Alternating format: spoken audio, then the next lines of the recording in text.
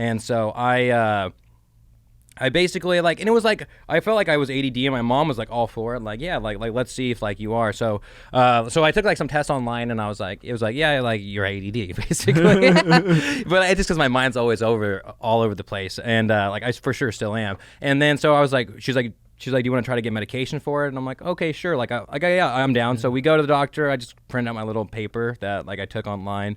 And then we're talking to it. And I think because my mom was there, the doctor was taking me more seriously versus like just a kid trying to get Adderall or something. Because you're what, 18, 19? Yeah, but right around that age. And so the doctor was like, yeah, we're going to start you off on like 10 milligrams, and then we can go from there. And then basically, and like when I first took it, like I feel like I would maybe possibly still be taking it if I was only like prescribed like 5 milligrams, right? Sure. But like the thing with like Adderall is that people prescribe so much and like such a high dose. And so, and I'd done so many school projects because after I stopped taking Adderall, I did a lot of school projects based on like the over prescription of Adderall and ADHD. Because so back to my story, I was like prescribed 10 milligrams, and it was like 10 milligrams a day. And then he was like, take like 2 one day and just to see if you like it. And like, Adderall, if you like it. Well, like if you feel like you need it, I guess that's probably what he said. But like, yeah, but Adderall is like basic. I mean, it's like low key meth. You know what I mean? It's like amphetamine.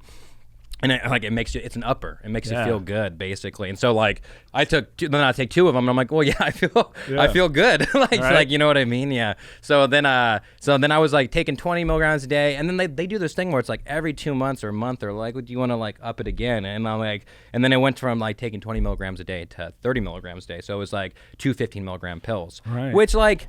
During it, like, I never saw a problem with it. Like, I was like, oh, I'm super productive. I'm, like, I'm doing things. And then, like, the thing that Adderall does, that it makes you lack empathy for people. So, like, you're so focused on whatever you're doing that somebody tells you something, and maybe it's, like, a heartbreaking story. You're like, okay, like, so what, kind of. Like, and that's the thing that like. That's scary. Yeah, it's scary that I started realizing about it. And it was, like, it was like one of, I had a past relationship basically, and that I think really probably affected it in a way that like during it I didn't really notice it at all, but it was like during whenever that relationship ended is when I decided to quit Adderall cold turkey, basically, which is like literally what you're not supposed to do.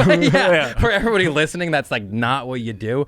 But like it was almost like I just needed to like feel again, honestly, and I think that so basically it was like me taking it for I think 2 maybe 3 years. I probably took it, and I would go. I wasn't like taking 30 milligrams every single day, because even I was like I gotta like do some days off of it. But it's one of those weird ones where it's like even if you're not taking it, it almost feels like there's leftover stuff from like, it's the sitting other in days. your system. Yeah, exactly. Because it what is it? It releases like your endorphins or something like that. I don't remember what Adderall, because you brought it up when we were talking via text about it, because I think I told you same age that you were. I was on Prozac. And so what is Prozac? Is it different upper? Antidepressant. So it's an SSRI, so it's the serotonin and everything. Serotonin, that's what it releases. It like opens it up so you get more of your I think what it is, God, I wish we had a doctor on this show. So it's something about your serotonin reuptake. So it's like, think of it like download, upload. So it limits it, or it's something along those lines. So it just, for me, I found kind of the thing too, like I was always feeling good, so I was never in a point of like something was bad. Exactly. And, and I had a relationship at the time, and beautiful person, lady, inside and out. But then it was like even losing interest, and I don't mean like in the relationship, but like when she would give you that wink, it was like. Yeah, whatever. No, I'm that's good. The chase too. It's like you're 19, and you're in a committed relationship, and that's a part of the relationship. There should be an interest. So it's just like certain things. I just, it's like you become so focused or into whatever you're doing that you kind of lose the thought for other people, honestly. And like that's the one thing. Even like during it, I was aware of like, oh, like I'm like.